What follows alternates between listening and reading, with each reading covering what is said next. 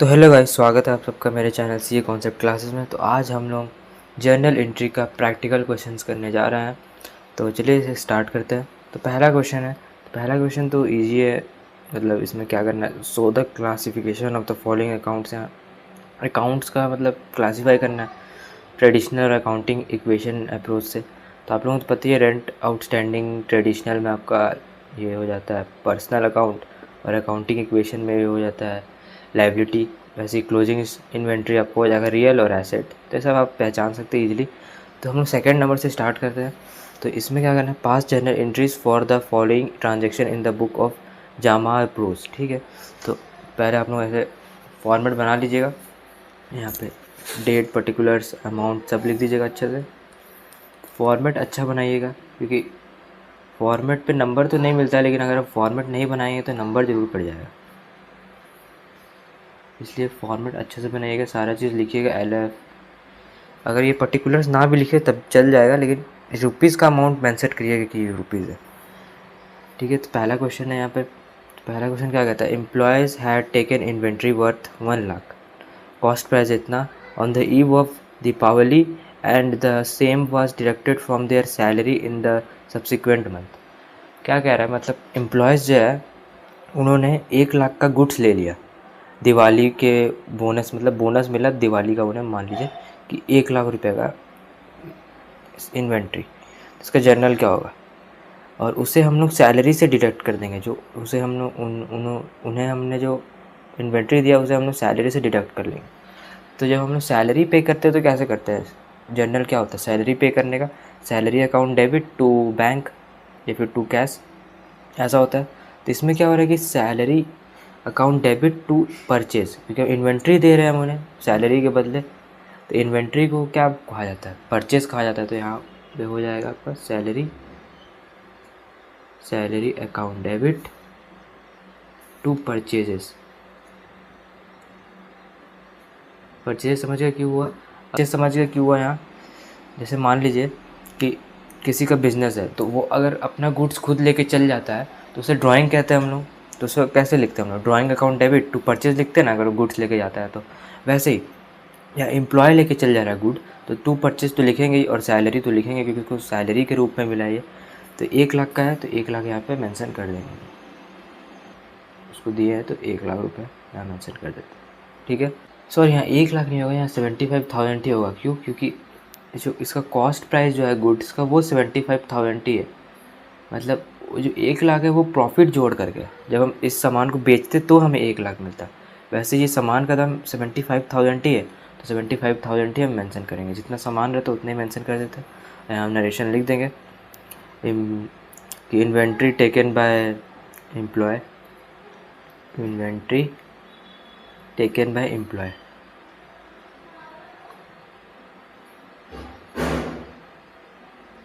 ठीक है, तो ये पहला जर्नल यहाँ कंप्लीट हुआ। फिर दूसरा जर्नल हम करते हैं।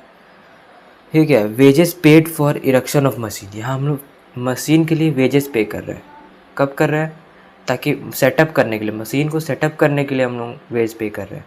तो ये मशीन का ही कॉस्ट है, मशीन में ही ऐड होगा। तो इसलिए यहाँ पे हम लोग मशीनरी अकाउंट लिखेंगे, वेजेस मत लिखिएगा, मशीनरी अकाउंट। क्यों, क्योंकि अभी हमारा मशीन स्टार्ट नहीं हुआ। जब तक मशीन स्टार्ट नहीं हो जाता है, उसके पहले का जितना भी खर्चा रहता है वो मशीन अकाउंट में ही जुड़ाता है। तो ये हो जाएगा डेबिट, और टू बैंक से पेमेंट कर देंगे या कैश से, जिससे मन उससे लिख दीजिएगा। बैंक ही ज़्यादातर लिखे थे हम लोग, बट 18,000, और यहाँ पे भी 18,000 रुपीज़। ये भी हो गया। और इसका नरेशन भी हम लोग लिख देंगे कि wages paid for erection, wages paid for erection of machine, erection इतने ही लिख देंगे, वेजेस पेड फॉर इरेक्शन। उसके बाद थर्ड जर्नल क्या, income tax liability of proprietor 17,000 was paid out of पेटी कैश बुक। पेटी कैश मतलब इनकम टैक्स, हम प्रोप्राइटर का इनकम टैक्स पे कर दिया। प्रोप्राइटर का इनकम टैक्स क्या होता है, प्रोप्राइटर का इनकम टैक्स एक ड्राइंग है, क्योंकि वो प्रोप्राइटर का है, वो बिजनेस से रिलेटेड नहीं है इनकम टैक्स। अगर जीएसटी का टैक्स रहता तब समझ जाते, जीएसटी तो बिजनेस से रिलेटेड, लेकिन इनकम टैक्स तो पर्सनल अकाउंट में दिया जाता है। तो ये हो गया ड्राइंग, तो ड्राइंग अकाउंट लिख देंगे, drawing account debit to petty cash से पेमेंट हुआ है, पेटी कैश, तो यहाँ पेटी कैश लिख देंगे, PTTY पेटी कैश। जैसे यहाँ अगर कैश दिए रहता तो सिर्फ कैश लिखते ना, लेकिन यहाँ पेटी कैश से दिए हैं तो पेटी कैश लिख देंगे। 17,000 रुपीज़ यहाँ लिख देंगे हम अमाउंट, और नरेशन डाल देंगे कि income tax paid of proprietor, income tax paid of proprietor.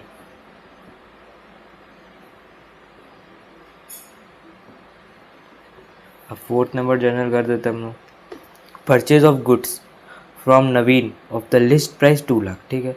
He allowed 10% trade discount, ठीक है। 5,000 cash discount was also allowed for quick payment. अब देखिए ट्रेड डिस्काउंट और कैश डिस्काउंट क्या होता है, ये समझा देता है आप लोगों को। ट्रेड डिस्काउंट जो है वो गुड्स पे दिया जाता है कि इतना परसेंट ऑफ, जैसे आप सेल वेल में देखते होंगे ना, 20% ऑफ, 20% ऑफ, 10% ऑफ, तो वही है ट्रेड डिस्काउंट। और ये जो कैश डिस्काउंट है ये इसलिए दिया जाता है ताकि अभी आप पेमेंट कर दें। जैसे आप सामान लेने गए कोई एक मॉल वॉल में, तो वो लोग बोलेंगे कि जैसे आपका बिल बना 2 लाख का, ठीक है, तो उन लोग आप बोलेंगे कि अभी हम नहीं देंगे, बाद में पेमेंट करेंगे। तो मॉल वाला आपको एक ऑफ़र देगा, बोलेगा अगर आप अभी 2 लाख रुपए पेमेंट करते हैं तो आपको हम 10% डिस्काउंट देंगे। तो वो कैश डिस्काउंट है ताकि आप अभी ही पेमेंट कर दें, इसलिए कैश डिस्काउंट इसलिए दिया था ताकि आप अभी ही पेमेंट कर दें, क्विक पेमेंट कर दें। कैश डिस्काउंट भी दिया गया है, तो इसको हम लोग रिकॉर्ड करते हैं, इसको हम लोग रिकॉर्ड मतलब इसको हम लोग रिकॉर्ड नहीं करते, ट्रेड डिस्काउंट को हम लोग रिकॉर्ड नहीं करते, लेकिन कैश डिस्काउंट को हम लोग रिकॉर्ड करते हैं। तो इसका जनरल कर देते हैं। पहले तो परचेज़ किया हमने, तो purchase account debit, purchase account debit, ठीक है। अब कैश डिस्काउंट हमको मिला है, डिस्काउंट मिला है, तो डिस्काउंट क्या हो जाएगा, पर्सनल अकाउंट है, सॉरी नॉमिनल अकाउंट है। तो नॉमिनल अकाउंट में कैसे होता है, debit all expenses and losses, credit all income and gain. तो डिस्काउंट रिसिप्ट क्या इनकम है, तो इसको 2 में लिखेंगे हम, ठीक है, 2 में लिख देंगे 2। अब ये देखिए अगर कैश डिस्काउंट हम लोग को मिला है, इसका मतलब हम लोग पेमेंट कर दिए, तो यहाँ पे बैंक आएगा, ठीक है। अगर कैश डिस्काउंट नहीं लिखा रहता ना, तो मान लेते कि हम लोग उधार पे परचेज़ किया तो नवीन का नाम लिख देते।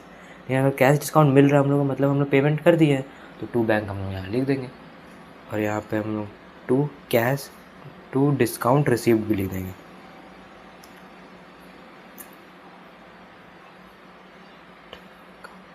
डिस्काउंट रिसीव्ड अकाउंट, तो यहाँ पे हम लोग मेंशन कर देंगे डिस्काउंट मिला हम लोग को 5,000 का, और यहाँ पे ये देख लीजिए 2 लाख का था, 10% इसका कितना हो गया 20,000, 10% 20,000 हो गया, तो 1,80,000 रुपीज़ का सामान है, ठीक है। लेकिन पेमेंट कितना किया 1,75,000, क्योंकि 5,000 का तो हमें डिस्काउंट मिला, कैश डिस्काउंट, तो ये हो गया। और यहाँ पे हम नरेशन डाल देंगे कि purchase goods from Naveen, purchase goods from Naveen, ये हो गया जनरल नरेशन। तो इसी के साथ ये वाला क्वेश्चन हमारा ख़त्म होता है। अब नेक्स्ट क्वेश्चन की तरफ चलते हैं, 3rd नंबर की तरफ। अभी 3rd नंबर क्वेश्चन क्या है आपको बताते हैं। 3rd नंबर करने से पहले हम आपको एक चीज़ बता देते हैं कि एसेट जो होता है, एसेट्स इज इक्वल्स टू, ये एक इक्वेशन है, asset is equals to liability plus capital. इसका मतलब ये कि जब आप कैपिटल और लाइबिलिटी को प्लस कर देंगे तो वो एसेट्स के बराबर आ जाएगा, ठीक है। तो यही इक्वेशन है, इसमें यही होता है इस क्वेश्चन में। ये दे देगा आपको, जैसे 10th क्लास में आपने सीखा होगा कि ये दे देता है एक्स का वैल्यू, मतलब जैसे निकाला जाता था ना, ये दे देगा और ये दे देगा आपको, आपसे पूछेगा कैपिटल क्या होगा, तो फिर आपको कैपिटल दे देगा, एसेट दे देगा, आपसे पूछेगा लाइबिलिटी क्या होगा, तो ऐसे करके हम लोग करना है इसमें। बस यहाँ दे दिया है, जैसे एसेट्स दे दिया 15 लाख, ठीक है, तो एसेट्स 15 लाख हो गया, 15 लाख पहला नंबर है ये, 3rd का 15 लाख हो गया। और लाइबिलिटी दे दिया 2,50,000, ठीक है, इक्वल्स टू 2,50,000। अब आपसे पूछ रहा है कि कैपिटल कितना है, तो इसको इधर माइनस की तरफ ले आएंगे हम लोग, तो कैपिटल का वैल्यू निकल जाएगा, ये पढ़े होंगे ना कि ए अगर इस तरफ आएगा तो माइनस हो जाता है, ठीक है। तो कैपिटल आपका हो जाएगा 12,50,000, ठीक है। यहाँ पे एक्स मान लेंगे इसको, तो एक्स इज इक्वल्स टू 12,50,000, इसको आप इधर ले आएंगे और माइनस करेंगे तो 12,50,000 आ जाएगा। फिर ऐसे बी नंबर है, अब आपको एसेट पूछ रहा है, ये दोनों दे दिया, तो इन दोनों को डायरेक्ट प्लस कर दीजिए, इन दोनों को प्लस कर देंगे लाइबिलिटी और कैपिटल को, तो एसेट का वैल्यू आ जाएगा। तो एसेट का वैल्यू आ जाएगा 2,25,000, तो 2,25,000 हो गया, ठीक है। फिर सी नंबर में देखिए, यहाँ 14,50,000 है और यहाँ 13,75,000 है, तो इसको हम लोग इस तरफ ले आएंगे, कैपिटल दिया, लाइबिलिटी पूछ रहा है तो इसको इस तरफ ले आएंगे, माइनस कर देंगे इससे, तो आपका आ जाएगा 75,000, तो 75,000 हो गया इसका आंसर। तो वैसे ही डी में भी करेंगे, यहाँ माइनस में दिया, देखिए माइनस में, तो क्या होगा कि 57,000 है, 57 लाख है, सॉरी 57 लाख है, तो यहाँ 57 लाख है और ये माइनस 2,80,000 है, इसको इस तरफ लाएंगे तो ये प्लस 2,80,000 हो गया, और इस दोनों को प्लस कर देंगे, मतलब तो आ जाएगा 59,000, 59,80,000, 59,80,000 आ जाएगा इसका आंसर। तो इस तरीके से ये भी हो जाएगा। तो अब नेक्स्ट क्वेश्चन की तरफ चलते हैं, 4 नंबर की तरफ। 4 नंबर में क्या कहता है, so the effect of increase, ठीक है, प्लस डिक्रीज के लिए माइनस, अच्छा, और नो चेंज के लिए 0 on the asset of the following transaction. अच्छा, कुछ एसेट्स आपको दिया जाएगा, उसमें आपको बताना है कि वो इंक्रीज़ हो रहा है कि डिक्रीज़ हो रहा है कि कोई चेंज नहीं हो रहा था, ठीक है, बता देंगे। तो जैसे पहला है परचेज्ड ऑफिस फर्नीचर, ठीक है, payment to be made next month, तो ये एसेट है हमारा, ठीक है, एसेट बताना है कि उसमें प्लस माइनस हो रहा है कि, ठीक है। तो ऑफिस फर्नीचर अगर हम खरीदेंगे तो ऑफिस फर्नीचर तो हमारा बढ़ जाएगा, ठीक है, और पेमेंट हम लोग को देना है नेक्स्ट मंथ, तो हम लोग क्रेडिटर भी बढ़ जाएगा, लेकिन क्रेडिटर के बारे में नहीं पूछ रहा है, एसेट के बारे में पूछ रहा है, तो फर्नीचर तो बढ़ेगा ही, तो ये प्लस हो जाएगा। तो बी नंबर में आते हैं collected cash for repair services, तो हम लोग कैश कलेक्ट किए, मतलब कैश बढ़ जाएगा, तो कैश बढ़ जाएगा तो प्लस हो जाएगा, यहाँ प्लस कर देंगे। फिर इसके बाद है goods sold on credit, credit पे सोल्ड किए हम लोग गुड्स, तो गुड्स सोल्ड करेंगे तो डेटर्स बढ़ेगा हम लोग का, तो फिर डेटर्स के एसेट, तो ये भी प्लस हो जाएगा। फिर withdrawal of cash by owner for personal use, तो ड्राइंग कर लिया ओनर जो है, ओनर, तो फिर माइनस हो जाएगा क्योंकि कैश हम लोग का कम हो जाएगा। फिर उसके बाद hired an employ as sale manager of the north wing, हम लोग सेल्स मैनेजर को हायर किया, तो इससे क्या कुछ एसेट बढ़ेगा या घटेगा, नहीं घटेगा, तो ये 0 हो जाएगा, ठीक है। उसके बाद रिटर्न गुड्स वर्थ 50,000, हम लोग गुड्स को रिटर्न कर दिए, वापस कर दिए गुड्स, तो उससे क्या होगा, हम लोग का स्टॉक कम हो जाएगा, तो स्टॉक कम होगा तो माइनस हो जाएगा एसेट। फिर उसके बाद है कि one of our debtor agreed to pay his dues to Mr C who is a creditor of the company with the same amount being due to him, मतलब एक तो हम लोग का डेटर था और एक क्रेडिटर था, तो डेटर जो है वो बोला कि हम क्रेडिटर को पे कर देंगे, तो ठीक है, तो डेटर हम लोग कम हो जाएगा क्योंकि डेटर तो पे कर दे रहा है पैसा, तो फिर ये भी माइनस हो जाएगा, डेटर कम हो गया, डेटर एसेट होता है। फिर entered into an agreement with Mehta and company to purchase all raw material from their company for next year, ठीक है, मतलब हम लोग मेहता एंड कंपनी से एक एग्रीमेंट साइन किए कि हम आपका सारा रॉ मटेरियल ख़रीद लेंगे, तभी तो रॉ मटेरियल खरीदे है नहीं, अभी तो सिर्फ एग्रीमेंट किए हम लोग, तो इससे क्या होगा, क्या हम लोग का एसेट में कुछ फ़र्क पड़ेगा, स्टॉक बढ़ेगा घटेगा, नहीं, क्योंकि तो सिर्फ एग्रीमेंट किए हैं, तो ये भी 0 हो जाएगा, ठीक है। उसके बाद आता है मतलब 5 नंबर में कि following is the information provided by Mr Gopi pertaining to year ending 31 March 2022, find the unknown showing computation to support your answer, हम लोग के अननोन फिगर्स को फाइंड आउट करना है, तो चलिए इसे फाइंड आउट करते हैं। तो इस क्वेश्चन को करने से पहले हम आपको एक बैलेंस शीट का बता देते कि कैसे होता है बैलेंस शीट। तो बैलेंस शीट में क्या होता है कि इस तरफ लाइबिलिटी होता है, लाइबिलिटी, और इस तरफ में एसेट्स होता है, ठीक है। और लाइबिलिटी साइड्स में क्या होता है, लाइबिलिटी साइड में होता है क्रेडिटर, क्रेडिटर होता है आपका, फिर लोन हो गया अगर आप किसी से लोन लिए हैं तो, फिर उसके बाद कैपिटल होता है, कैपिटल, फिर उसके बाद ट्रेड पेबल हो जाएगा, पेबल। और एसेट साइड में क्या होगा, एसेट साइड में होगा आपका जितना भी एसेट्स है, जैसे मशीन हो गया, फर्नीचर है तो फर्नीचर हो जाएगा, बिल्डिंग है तो बिल्डिंग हो जाएगा, और हो जाएगा आपका डेटर्स हो जाएगा, स्टॉक है तो स्टॉक भी आ जाएगा यहीं पे, ठीक है। फिर इसके बाद यहाँ ट्रेड रिसीवेबल, और भी बहुत सारे आइटम्स होते हैं लेकिन मेनली यही होता है। और आइटम्स हम लोग बाद में पढ़ेंगे, हम लोग जब पार्टनरशिप अकाउंटिंग करेंगे तो उसमें और पढ़ेंगे। और क्या होता है कि बैलेंस शीट का जो टोटल होता है इस तरफ का, मतलब लाइबिलिटी साइड का और एसेट साइड का, दोनों सेम होता है, दोनों का बैलेंस हमेशा मैच करेगा, ठीक है। तो इस क्वेश्चन में यही है कि हम लोग को फाइंड आउट करना है कुछ कुछ यहाँ से टर्म्स। तो चलिए फाइंड आउट करते हैं। और इधर में कैश भी रहेगा, एक और लिख दीजिए, कैश वैश बैंक वैंक, कैश बैंक, ठीक है। तो चलिए फाइंड आउट करते हैं। सबसे पहला है कि हम लोग फाइंड आउट करना है कैश, तो कैश फाइंड आउट कर देते हैं हम लोग। तो कैश फाइंड आउट करने के लिए क्या करेंगे हम, तो आपको पता है कि यहाँ पे जो यहाँ वाला जो अमाउंट है इसमें से अगर हम लोग ये सब माइनस कर दें, machine, debtor, stock, trade receivable, तो कैश का वैल्यू आ जाएगा। तो वही करेंगे, कैश हम लोग टोटल एसेट्स में से ये सबको, इन सबको माइनस कर देंगे। तो टोटल एसेट यहाँ दिया होगा कितना है, तो टोटल एसेट नहीं दिया है लेकिन टोटल लाइबिलिटी दिया है, और हमको पता है कि जितना लाइबिलिटी का बैलेंस होता है उतना ही ये भी होता है। तो ठीक है, ये टोटल एसेट ही है, तो टोटल एसेट्स का वैल्यू मिल गया हम लोग को। तो टोटल एसेट लिख देंगे कितना, 14,15,000, 14,15,000 हो जाएगा, ठीक है। अब इसमें से हम लोग माइनस करेंगे किसको किसको, मशीन है, मशीन को करेंगे। मशीन है अपना 12 लाख, 12 लाख यहाँ से माइनस हो गया।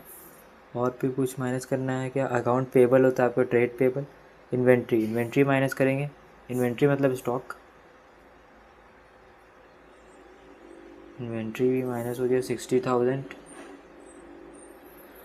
फिर उसके बाद कैश ही तो निकालना, बैंक दिया हुआ है, बैंक हम लोग माइनस कर देंगे, बैंक है 80,000। यहाँ पे ट्रेड रिसीवेबल है तो ट्रेड रिसीवेबल ही माइनस कर देंगे।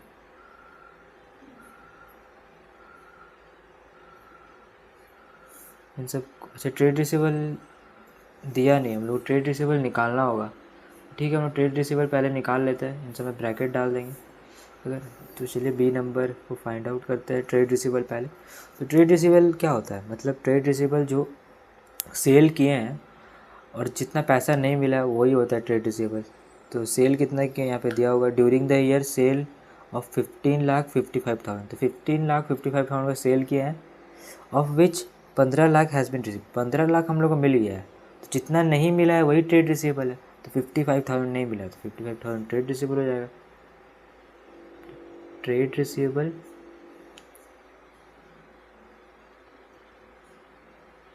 कितना हो गया, 15,55,000 माइनस 15 लाख, यानी कि 55,000 हो जाएगा अपना ट्रेड रिसीवेबल। 55,000 यहाँ लिख देंगे तो इसका वैल्यू आ जाएगा। चलिए इसे निकाल लेते हैं कैलकुलेटर की मदद से। पहले 14,15,000, ठीक है, इसमें से माइनस कर देंगे 12 लाख, फिर और माइनस कर देंगे 60,000, और माइनस कर देंगे 80,000, फिर माइनस कर देंगे 55,000, तो आ जाएगा 20,000। 20,000 आ गया हमारा कैश का बैलेंस, कैश का वैल्यू आ गया मतलब। तो ये हो गया कि आंसर, यहाँ पे एक हमने निकाल दिया, यहाँ पे भी एक निकाल दिया है, ठीक है। अब उसके बाद सी नंबर फाइंड आउट करेंगे। सी नंबर में क्या निकालना है, लोन, लोन का अमाउंट निकालना है। तो लोन का अमाउंट निकालने के लिए हम लोग को क्या क्या चाहिए, हम लोग को चाहिए कैपिटल, और कैपिटल दिया है क्या यहाँ, कैपिटल तो दिया ही नहीं, क्लोजिंग कैपिटल होता है ये, क्लोजिंग कैपिटल तो दिया ही नहीं। पहले हम लोग क्लोजिंग कैपिटल फाइंड आउट करते हैं। तो क्लोजिंग कैपिटल कैसे फाइंड आउट करेंगे, तो क्लोजिंग कैपिटल फाइंड आउट करने के लिए सबसे पहले हम लोग को ओपनिंग कैपिटल चाहिए। तो ओपनिंग कैपिटल यहाँ दिया हुआ है,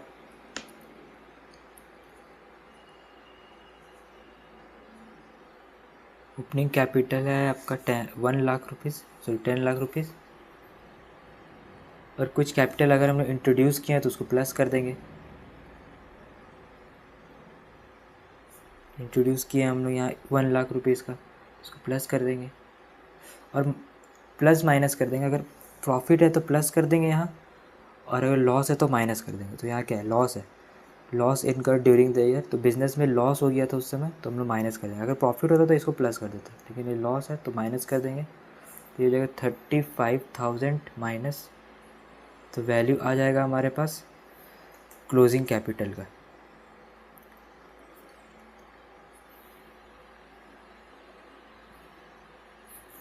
चलिए इसको फाइंड आउट करते हैं। तो 10 लाख हो गया यहाँ पे, ठीक है। इसमें से हम लोग माइनस कर देंगे 1 लाख, सॉरी प्लस करना था, 10 लाख है तो प्लस कर देंगे 1 लाख, ठीक है। और उसमें से माइनस कर देंगे हम लोग 35,000, तो ये जाएगा 10,65,000। तो ये हो गया हमारा क्लोजिंग कैपिटल का वैल्यू 10,65,000, ठीक है। तब लोन निकाल लेते हैं, लोन का वैल्यू। तो लोन निकालने के लिए क्या करेंगे, तो लोन इन टोटल वैल्यू में से, मतलब टोटल कितना था 1415 था, 14,15,000 टोटल लाइबिलिटी। उसमें से ट्रेड पेबल माइनस करेंगे। ट्रेड पेबल कितना है 1 लाख रुपीज़ का, माइनस कर देंगे। और क्या माइनस करेंगे, कैपिटल माइनस करेंगे। कैपिटल कितना है 10,65,000। क्रेडिटर तो है नहीं हमारे पास, इन सबको माइनस करने के बाद हमारा वैल्यू आ जाएगा। तो सबसे पहले हम लोग 1415, मतलब 1415, ठीक है, माइनस के फिर 1 लाख माइनस कर देते हैं। फिर उसके बाद 10,65,000 माइनस करने के बाद हमारा आ जाएगा 2,50,000। चलिए 5 नंबर कर लेते हैं। पास journal entry for the following transaction in the book of mister Manish, ठीक है। मतलब GST वाला जर्नल एंट्री। तो पहला है कि purchased goods from Sonu for 3 lakh at trade discount of 10% plus CGST और SGST 6% ईच, ठीक है। तो पहले हम लोग परचेज़ किए हैं, तो परचेज़ का जर्नल कर देते हैं। परचेजेस अकाउंट डेबिट, ठीक है। और परचेज़ में इनपुट लगता है, तो इनपुट CGST अकाउंट और इनपुट SGST अकाउंट। कैश तो पेमेंट किए नहीं है कैश से, तो सोनू लिख देंगे, टू सोनू।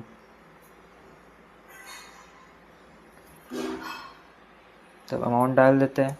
तो है यहाँ परचेज गुड्स है 3 लाख का, उसमें 10% ट्रेड डिस्काउंट होता है, उसको माइनस कर देंगे। 3 लाख में 10% होता है, आपको पता है 30,000, तो 2,70,000 का परचेज है।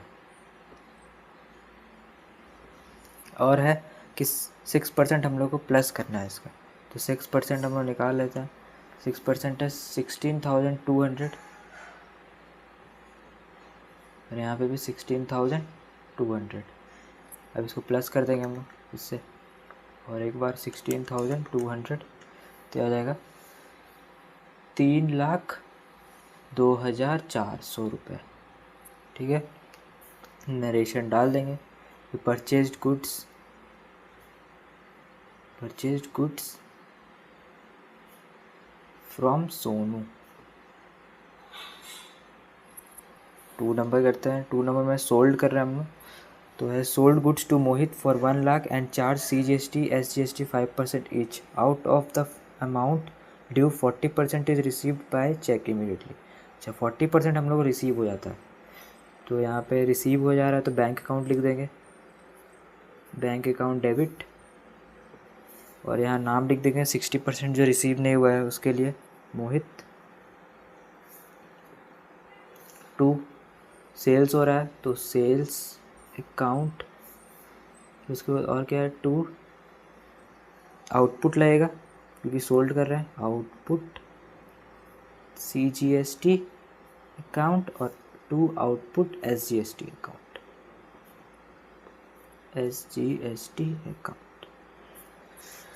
ठीक है। तो यहाँ पे सोल्ड किया हम लोग 1 लाख का, तो यहाँ 1 लाख का आइटम हो जाएगा, ठीक है। और 5% इसका GST लगेगा, तो 1 लाख का 5% होता है आपका 5,000, तो ये 5,000 हो गया, और ये भी 5,000 हो गया, तो टोटल हो गया 1,10,000। तो 1,10,000 हो गया टोटल। अब इसका हम लोग 40% हम लोग को रिसीव हो जाता है, मतलब 44,000 रिसीव हो गया, और 66,000 रिसीव नहीं हुआ। ठीक है, नरेशन लिख देंगे good sold to Mohit, to Mohit. Third number journal करते हैं। इसमें हो रहा है कि goods costing 25,000 withdrawn for personal use, such goods were purchased by paying CGST SGST 6%। तो हम लोग ड्राइंग कर दिया तो ड्राइंग लिख देंगे drawing DRAWING, drawing account debit.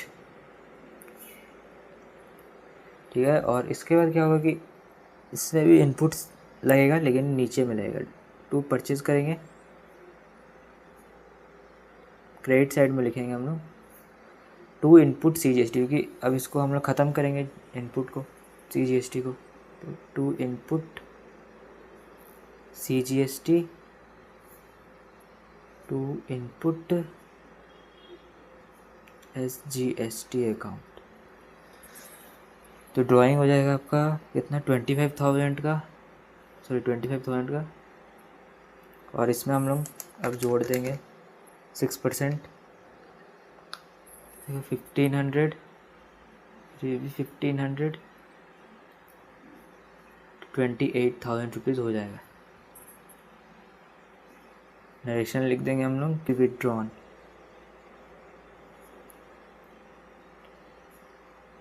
Goods withdrawn for personal use.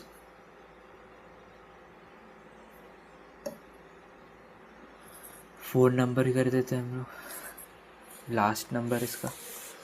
Machine purchased from mister Brij industry for 2 lakh plus CGST और SGST 9% each, paid 1 lakh immediately by cheque and balance to be paid after 2 months. ठीक है, तो हमने purchase किया machine, तो machinery account लिख देंगे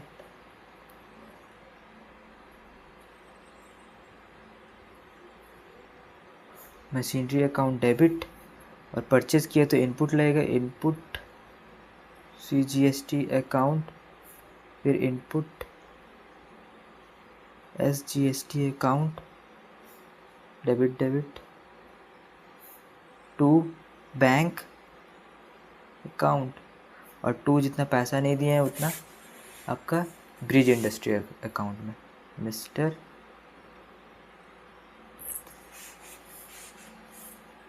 bridge industry.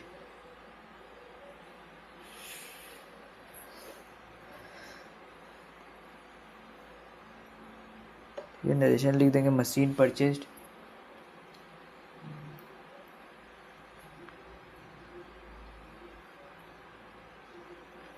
अब मशीन कितना का है, तो मशीन है 2 लाख का, तो 2 लाख यहाँ लिख देंगे, और 1 लाख रुपीज़ हम लोग पेमेंट कर देते हैं, तो 1 लाख हम लोग पेमेंट साइड में लिख देंगे।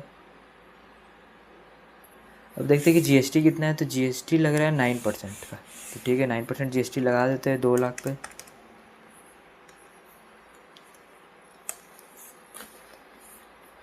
दो लाख का 9% होता है आपका 18,000, तो 18,000 इधर भी और 18,000 इधर भी, तो ये हो जाएगा आपका 2 लाख प्लस 18,000 प्लस 18,000, 2,36,000। इसमें से हमारा 1 लाख पेमेंट कर दिए, तो बचा कितना है 1,36,000। तो इसी के साथ ये सारा प्रैक्टिकल क्वेश्चंस ख़त्म होता है। नेक्स्ट वीडियो में हम आपके लिए यूनिट 2 लेकर के आएंगे लेजर। तब तक के लिए आप ये सारा प्रैक्टिस करते रहिएगा, और सारा जो जर्नल का जो वीडियो है सारा देख लीजिएगा। Bye bye.